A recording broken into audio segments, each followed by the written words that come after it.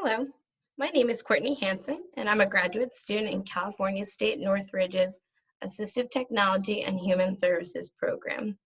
In my professional life, I work as a speech language pathology assistant in an elementary school. My comprehensive examination is on the effective integration of augmentative and alternative communication in the school system. So let's get started. Some learning objectives I have for you today are a brief overview of AAC, who is AAC appropriate for, human interaction with AAC, cultural and generational impact of AAC, AAC and product design, ethical and legal issues in the application and design of AAC, communication in the school system, and summary and future implications for effective integration of AAC in the school system. A brief overview of AAC. AAC is short for Augmentative and Alternative Communication. Communication devices, systems, strategies, or tools that replace or support natural speech are known as AAC.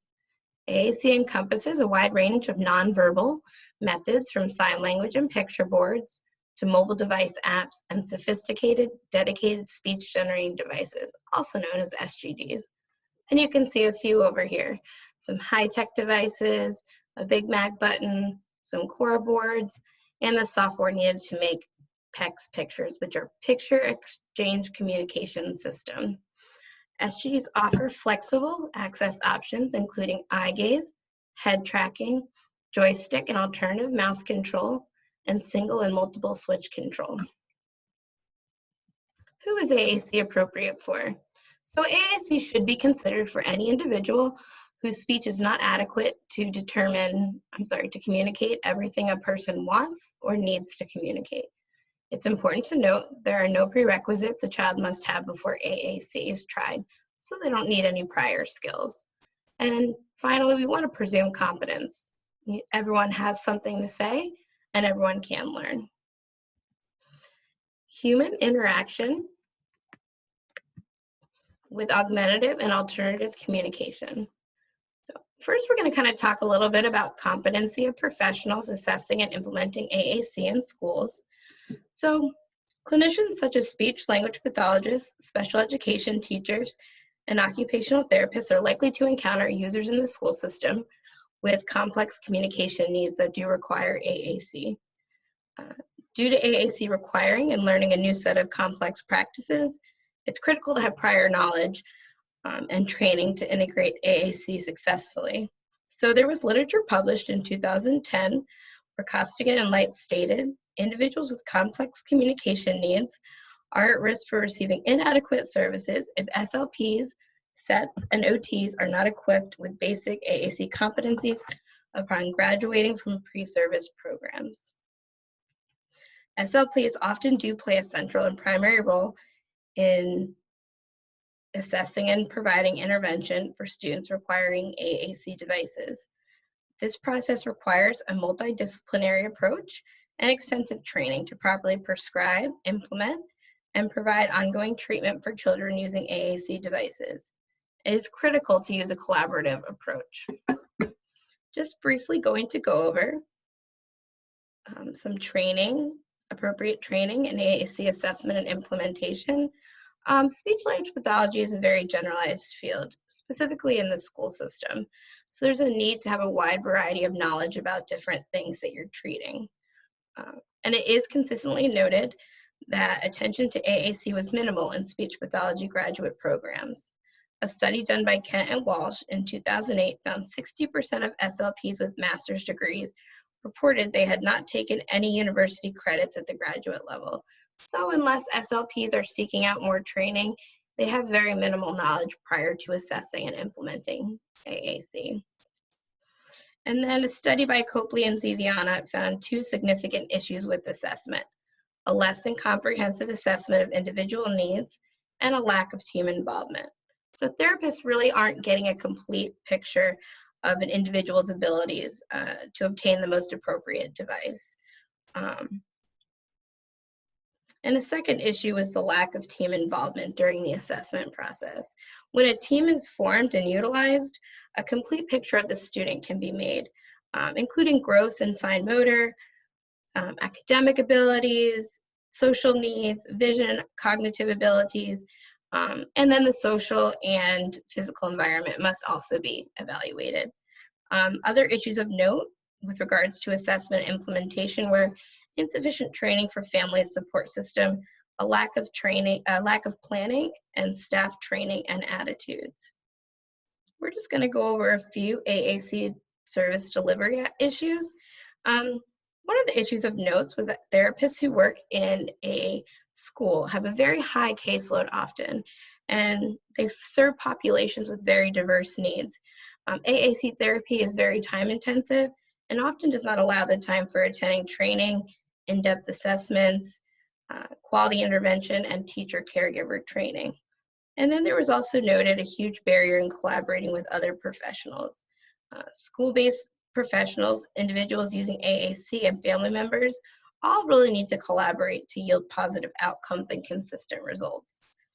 And then just noted briefly, there was a consistent lack of follow-up, review, or reevaluation after AT recommendations had been made. SLPs really need the training to be able to determine appropriate, structured, specific, both short and long-term goals. The process is ongoing and should be consistent reevaluation. Next, we're going to discuss the concept of communicative competence. So a lack of focus on the ultimate goal of communicative competence has really led to ineffective integration of AAC in the school system. So the goal of communication, whether it's verbal or through AAC, is the development of communicative competence. When clinicians are teaching children to use AAC, there can't be a singular focus on just requesting wants and needs, but on developing language and functional communication across all environments and settings.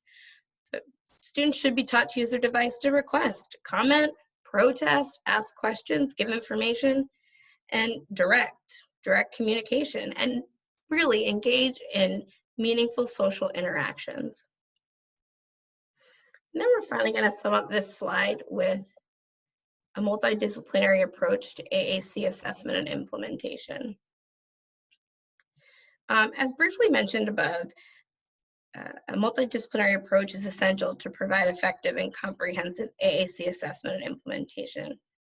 And it was quoted by ASHA in 2018, teams must conduct a comprehensive, transdisciplinary, culturally and linguistically appropriate assessment related to the process. So everyone brings different skills to the table. And since assessment and intervention require various skills related to multiple individuals, teams often include an SLP, educators, physical therapists, occupational therapists, assistive technology professionals, medical professionals, and family members. The next topic that we're going to be going over is the cultural and generational impact of AAC.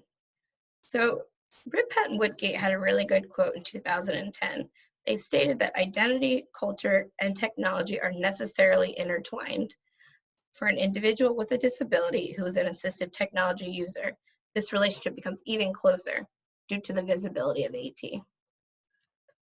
So just a brief statement, cultural awareness and sensitivity in AAC assessment and implementation. Clinicians really need to possess cultural awareness and sensitivity. Individuals who use AT or identify with a minority or ethnic group might hold differing views on the meaning of disability and the value of AT than those in the mainstream society. Clinicians really need to have a good understanding through that first-person assessment of how AT shapes an individual's culturally defined identity and the value of AT to that individual and family.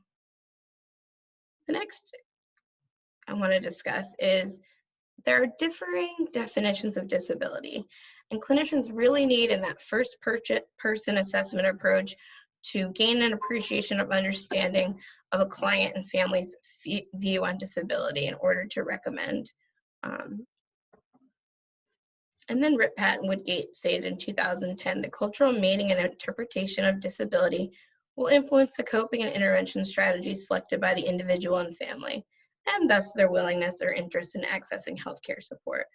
Perspectives really do vary greatly across various cultures, So it really is important to get a good understanding of this in order to deliver the most effective services.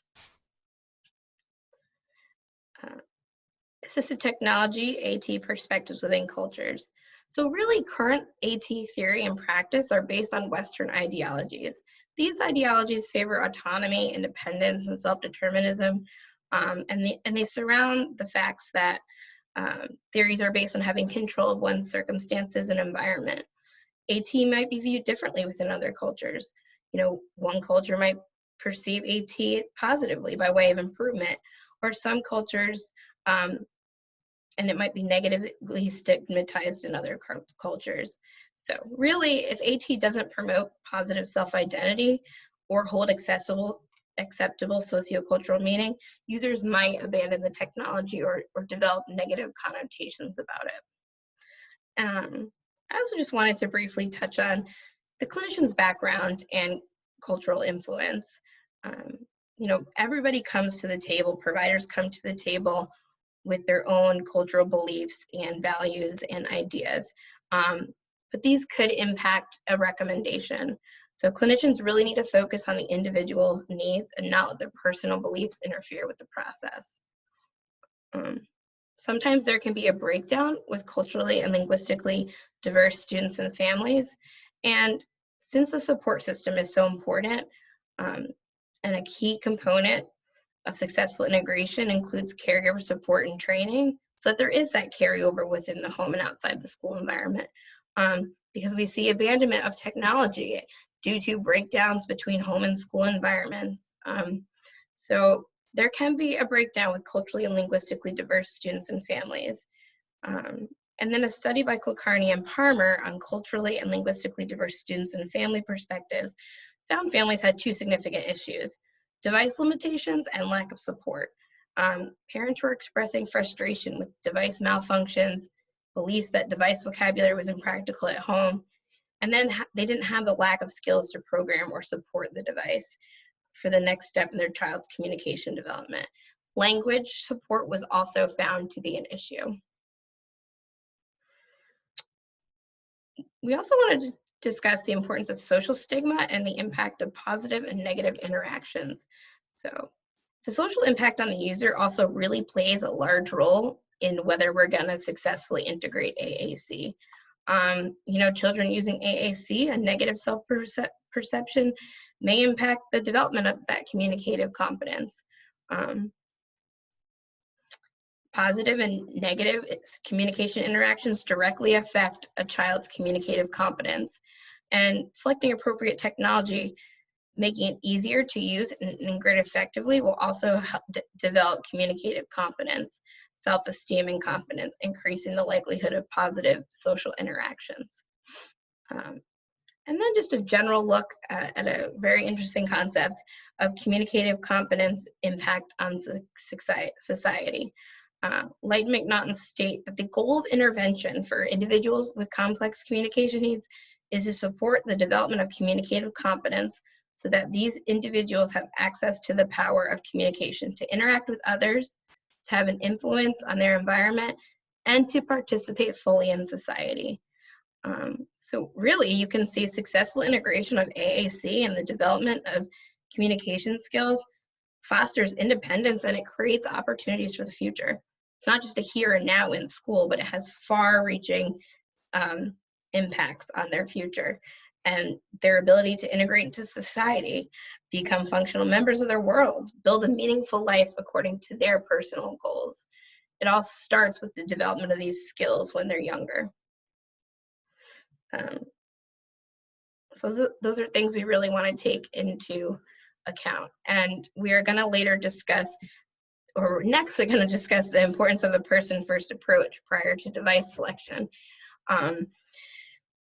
So it really is essential that AT user and individuals' needs are paramount and understood prior to technology selection. When technology is an appropriate fit, it will support effective communication and participation. However, when it's not a suitable fit, it may impede communication and pose additional participation barriers. Now, like a lot here, we're talking about if product design does not align with the user's individualized needs, this might lead to a lack of communicative competence, and often abandonment of the technology. So we really need to look at an individual's needs and also their capabilities and skills. What device is going to work best for them based on, different access modes or vision impairments or, fine motor abilities. But even further than that, like we discussed prior, we want to look at their goals for the future. We want to, think about social stigma, think about their culture and background. All of that needs to be considered in a person first approach. We are looking at the entire person as a whole to make our best decisions on what is going to work best for them. So not only how they're going to access it, but how they're going to feel about it, a smaller or larger device, for that social piece. Does it have different languages that the family is going to need? Can you pre-program language? So all of those things need to be considered. And a great way to do that is, and then also, after you find the right device, modification and implementation are different for every student, depending on physical limitations that impede the use of traditional access modes. So like we were saying, we need to look at their cognitive, visual, linguistic, auditory, and psychosocial processes. And that's going to play a large factor in determining appropriate technology. But I also just want to continue to mention that first person approach, it's very important to look at their cultural and social background as well as their family dynamics in all of these decisions. So a great way to, find a device is to use what we call a feature matching process to determine the most appropriate technology. So feature matching is a collaborative process that involves using criterion-based assessment strategies to gather relevant information about a client's communication and sensory motor abilities, and then applying AAC expertise to match the appropriate array of AAC options that offer relevant, very important word here, for meeting the person's needs and skills. So basically, this process provides a framework for clinical decision-making based on a set of rules and critical questions for selecting AAC tools and strategies. Clinicians can make clinical decisions based on criteria instead of guesswork, personal experience, and recommendations from family and friends, which can often happen, as we'll briefly mention next. And to the left, you can just see an example of a feature match comparison chart. So basically, this helps us to identify a user's individual needs and narrow down devices that way. So we're not looking at devices that aren't going to support a user's individual needs. If a child needs a device in a different language, we're not going to look at devices that don't support that language. If a student needs eye gaze and a device doesn't support that, we're not going to look at devices that have eye gaze, don't have eye gaze, I'm sorry. So we really want to look at what they do need and narrow it down from there. So that way we're not ending up with a device, that doesn't support their individual needs. And then just kind of other points to consider. We want to focus on AAC intervention process in its entirety, not solely on selection operation of a device. So we're not just getting a piece of equipment and learning how to use it, turn it on, program it, but we want to keep our focus on the development of communication, which leads us into our next goal, to focus on communication instead of technology. Technology is a vehicle for learning how to communicate. So we don't want to focus so much on the technology that we're forgetting about the communication piece. And then also thinking about clinician competency and appropriate device selection. Oftentimes devices are selected based on clinician familiarity, or they're selected on popularity, but that obviously is not always the best match for the student. And that's why it's very important for clinicians who are assessing and implementing AAC to have the background and knowledge of all the different devices out there, so that we can make the best decision possible. And then finally with that, we want to make sure that, once we select a device that is appropriate for a student, it's still going to need modifications based on that individual's specific communication needs and skills. So we still have work to do once we get that device. And just discussing the relevant concept of evidence-based practice in AAC. So evidence-based practice approach to clinical practice emphasizes the importance of integrating sound research evidence into the decision-making process. EVP provides a structure for ensuring that research evidence is considered in making decisions about what is being done in daily practice, and enables practitioners to provide a clear rationale for clinical practice to funding agencies. When we apply EVP to the field of AAC, we're using proven research-based methods that will provide consistency and improve outcomes. So lots to talk about there. And finally, the last section we're going to discuss here is the ethical and legal issues in the application and design of AAC. The large overreaching law here is the Individuals with Disability Act, which is IDEA. And that's a law that makes available a free, appropriate public education to eligible children with disabilities throughout the nation and ensures special education and related services to those children. And that was stated in about IDEA 2020. And then additionally, specific sections of IDEA pertain to AT, which encompasses AAC technologies. The critical, the important thing here is the Individuals with Education Plan, IEPs, and that's a legal document that defines how a school plans to meet a child's specific educational needs that result from a disability, and it's the foundation of a child's special education program. Now, the goals of the IEP are to set reasonable, measurable goals for the child and specify the services the school will provide. Also in developing the student's IEP, the team must consider whether the student needs AT devices or services and specify those. Specify. A huge problem lies in that goals are not very specified. And these sections really ensure that are critical in ensuring student access to AT and effective integration of AAC within the school system. Next section we're going to talk about is free appropriate public education, FAPE for short. So students with disabilities are entitled to a free and appropriate public education to meet their needs. And then an IETP is responsible for determining what is appropriate for each student individually on a case-by-case basis. And then free as it relates to AT means that the services and devices and services must be provided at no cost to parents if deemed appropriate. So this is defined in the AT services list. The school must also assume the cost for assessment, therapies, and related services needed to implement necessary AT.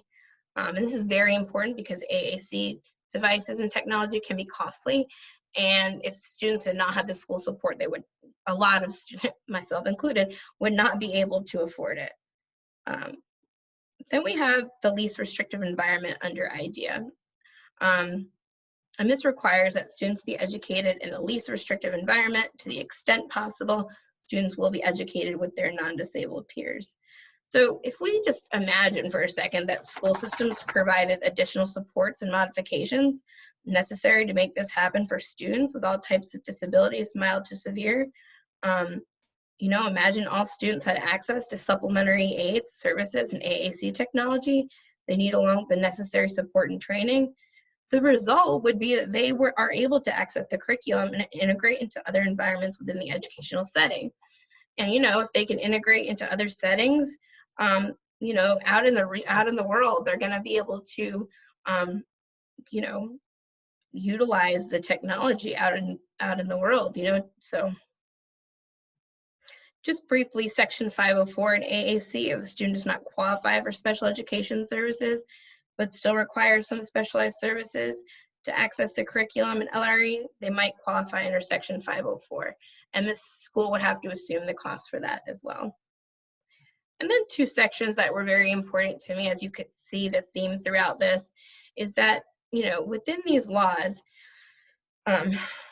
there are laws in place to ensure professional competency in assessment and implementation under IDEA, and a school by law must provide an appropriate evaluation for students with disabilities.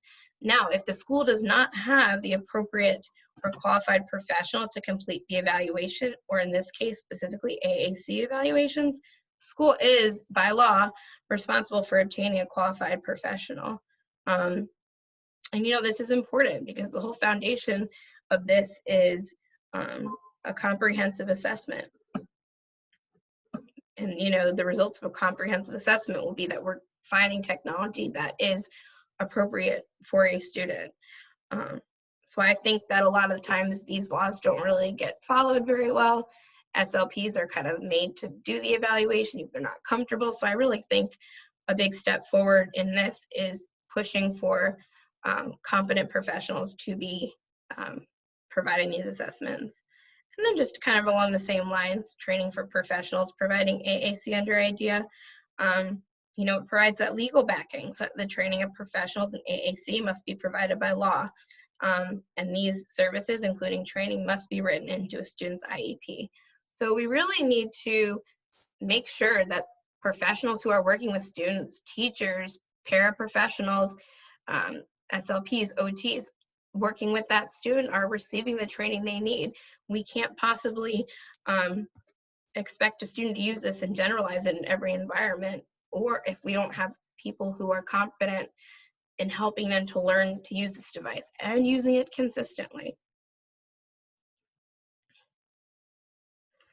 So just some summary and future implications, kind of just summed up here. What I think is kind of the most important takeaway and that we really need to focus on for the future. We need to ensure competency of professionals in AAC assessment and implementation, whether that's, at the graduate level, pushing for more graduate level training, whether it's, making sure that schools are providing that education, following those same lines, mandatory training for professionals providing AAC services, and all individuals supporting that students. A consistent focus on person-first approach and assessment, and that includes a focus on culture, background, and language. We want to ensure that IEPs include detailed plans for how AAC will be implemented and specify how professional training will be provided. And we really need to push to make sure that those things are followed through on consistently. We want to make sure we're providing comprehensive education for an individual support system, whatever language that might be in or however they can best receive that information. We want to ensure that that's happening.